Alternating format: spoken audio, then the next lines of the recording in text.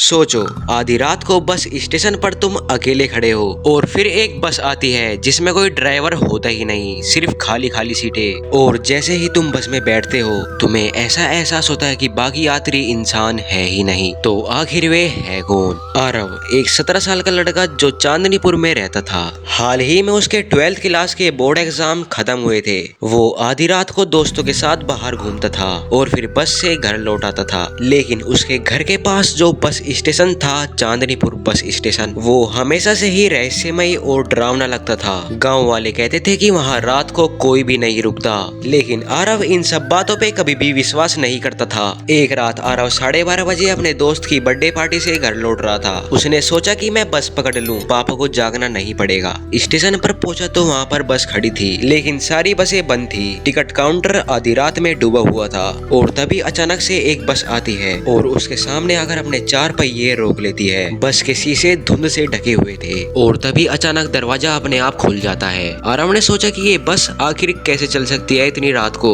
उसका मन उसे कह रहा था वापस लौट जाओ, लेकिन स्टेशन बिल्कुल सुनसान पड़ा हुआ था। घर जाने का और कोई तरीका भी नहीं था। उसने हिम्मत की और वो आखिरकार बस में चढ़ ही गया। बस अंदर से काफी ज्यादा अजीब थी। पुरानी सीटें, जलते बुझते हुए बल्ब और दीवारों पर पुराने अखबार चिपके हुए थे। उसने देखा कि बीच वाली सीट पर एक बूढ़ा व्यक्ति बैठा हुआ है, चेहरे पर झुर्रियां और गहरी आंखें। बूढ़ा धीरे से बोला, बेटा ये बस हर किसी के लिए नहीं होती, एक बार चढ़ गए तो वापस आना मुश्किल है। आरव चौंक गया, आपका मतलब क्या है? बूढ़ा आदमी सिर्फ मुस्कुराया और बाहर खिड़की पर देखने लगा। बस धीरे धीरे चलने लगी और आरव को एहसास हुआ कि ये बस तो चांदनीपुर की थी ही नहीं। बाहर धुंध और बड़े बड़े पेड़ और कच्चा रास्ता था। आरव ने ड्राइवर को देखने की कोशिश की, लेकिन ड्राइवर की सीट पर कोई नहीं था और स्टीयरिंग अपने आप घूम रहा था। उसका दिल तेज धड़कने लगा। उसने बूढ़े से कहा, ये बस जाग आ रही है। बूढ़े ने धीरे से जवाब दिया, रास्ता तो मंजिल तय करता है और मंजिल सिर्फ उन्हीं को दिखती है जिनकी जिंदगी पूरी हो चुकी है।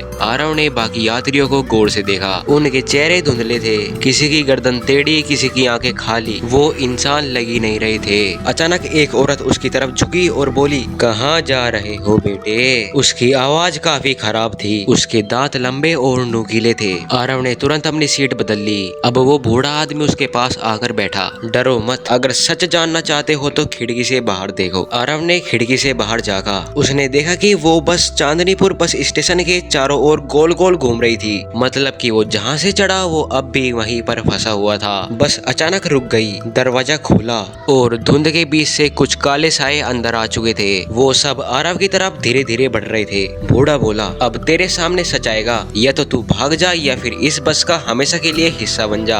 आरव ने कांपते हुए पूछा, इससे निकलने का रास्ता क्या है? बूढ़ा बोला, लाल टिकट, सिर्फ लाल टिकट वाला लड़का ही यहाँ से बाहर निकल सकता है। अचानक उसे उसकी जेब में कुछ भारी सा महसूस हुआ। जैसे ही उसने अपनी जेब में हाथ डाला तो उसमें से एक खून से सना हुआ टिकट निकला। उस पर लिखा था, चांदनीपुर आखिरी सफर। साए उसके और करीब आने लगे। आरव ने चिल्लाकर कहा, मैं यहाँ का हिस्सा कभी नहीं बनूंगा, और लाल टिकट उसने सीट पर फेंक दिया। जैसे ही टिकट सीट पर गिरा तुरंत बस की लाइटें बुझ गई और सब यात्री चीखते हुए गायब हो गए। जैसे ही बस की लाइट जली तो तब भी वो बस उसी चांदनीपुर बस स्टेशन पर खड़ी थी। ड्राइवर की सीट खाली थी, सभी सीट खाली थी, सिर्फ आरव अकेला बचा हुआ था। उसकी सांसें तेज और दिल की धड़कन तेज हो रही थी। उसने जल्दी से दरवाजा खोला और बाहर भाग गया। सुबह होने तक वो स्टेशन पर ही बैठा रहा। लोग आए, बसें आई, सब नॉर्मल था। किसी को उसकी रात की कहानी पर यकीन नहीं हुआ, लेकिन उसकी जेब में अभी भी वही लाल टिकट पड़ा हुआ था।